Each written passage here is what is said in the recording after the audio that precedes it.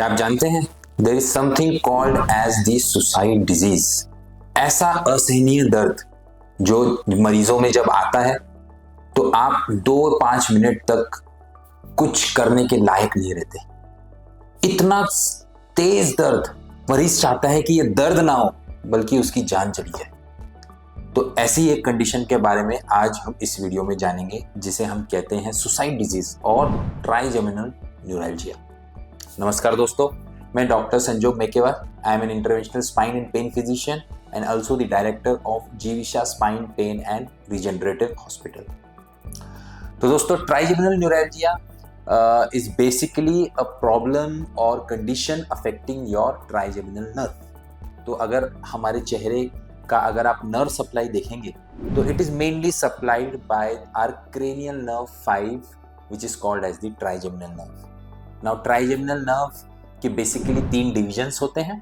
एक रहता है ophthalmic division which basically supplies your forehead and upper part of the eye or the orbit। Then there is a maxillary division which basically supplies your cheek area, and there is a mandibular division which supplies your mandibular area or the jaw area। Now जो mandibular division है trigeminal nerve का, वो हमारी muscles of mastication को भी supply करती है, या जो जबड़े को हिलाने वाली जो मसल्स रहती है उसको भी सप्लाई करती है।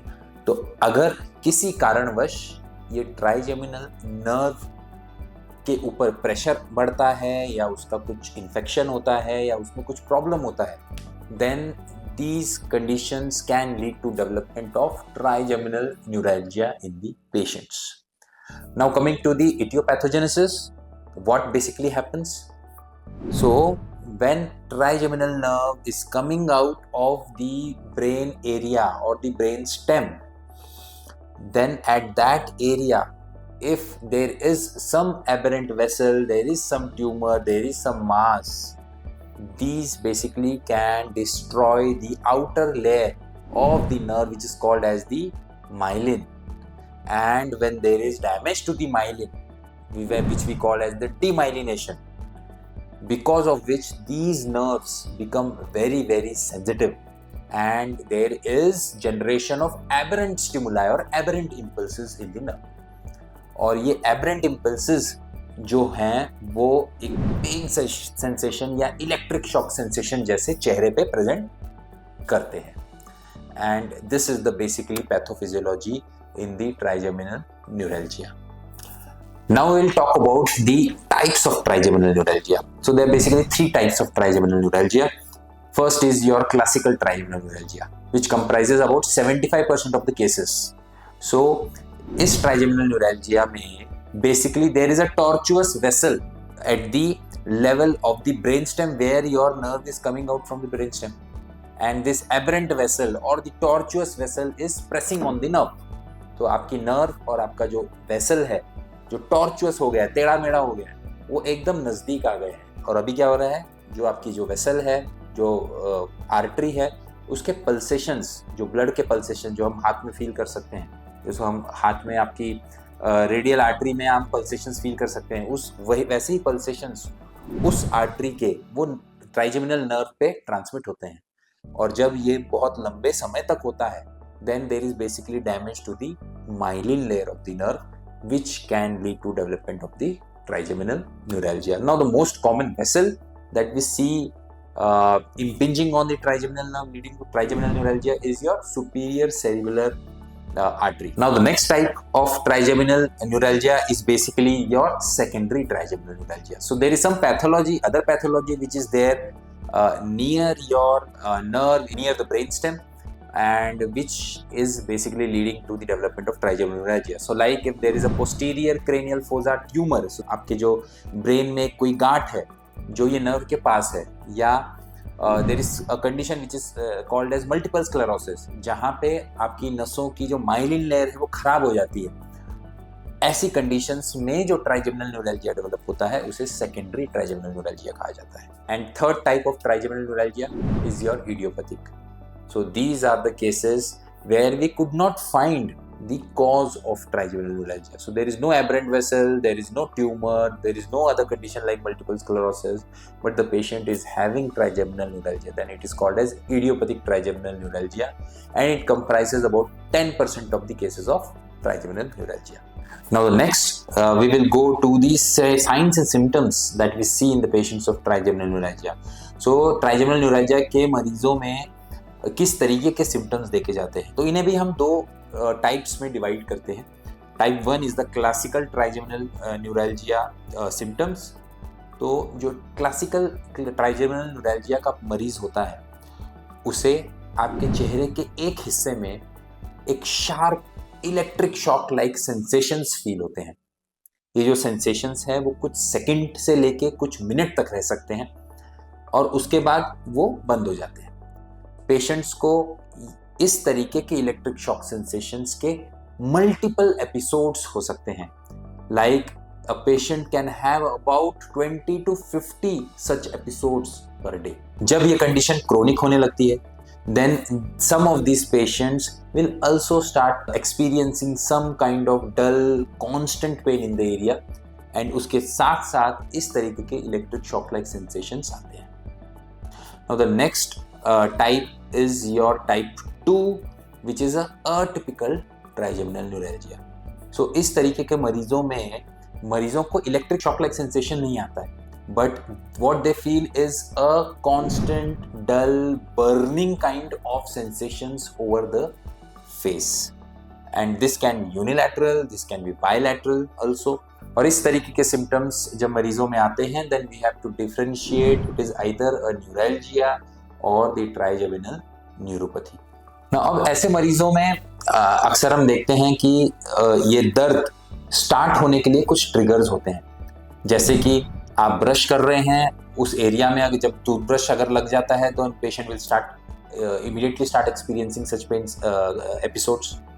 अगर पेशेंट खाना खा रहा है then he will start experiencing these episodes. या अगर आपने फैन लगाया, फैन की हवा से भी कुछ मरीजों को ये ट्राइजेमिनल न्यूरैल्जिया का पेन ट्रिगर हो सकता है. So these are the triggers of the trigeminal neuralgia. Now we will talk about some of the risk factors related to trigeminal neuralgia. So trigeminal neuralgia generally elderly population में देखा जाता है. So it is common between 40 to 70 years of age group of patients.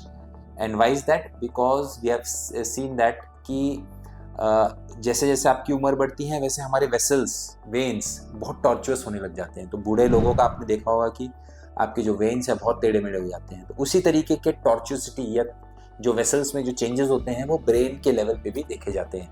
And we have seen that the most common type of trigeminal neuralgia is the classical type where there is some aberrant blood vessel, and so that's why trigeminal neuralgia is common in the older age group patients.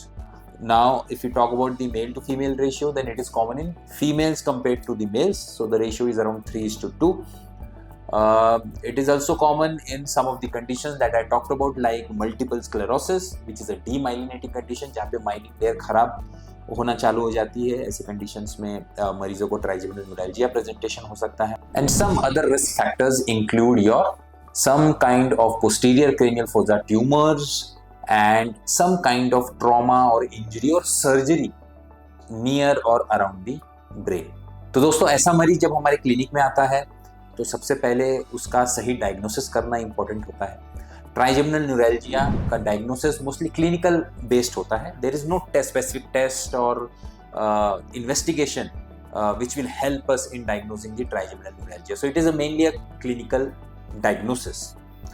Now ऐसे मरीजों में हम generally MRI of brain कराते हैं ताकि जो secondary causes of trigeminal neuralgia है उसे हम रूल आउट कर सकें. सो अगर कोई गांठ है जो आपके ब्रेन में डेवलप हुई है जिसके वजह से पेशेंट को ये सिम्टम्स आ रहे हैं, then we can rule out with the MRI brain of the patient. Now coming to the treatment of trigeminal neuralgia. तो अगर आपका जो पेन है बहुत ही अक्यूटली चालू हुआ है, अभी रिसेंटली चालू हुआ है, then definitely these kind of patients are managed with medications, and the drug of choice for treatment of trigeminal neuralgia, the first line group of drugs is your anticonvulsants, that is a carbamazepine और oxcarbamazepine. तो 90 to 95% of the patients of trigeminal neuralgia respond very nicely to this group of drugs. तो syndrome के शुरुआत में या pen की शुरुआत में अक्सर हम मरीजों को इन टैबलेट्स की मदद से उन्हें पेन फ्री रखते हैं.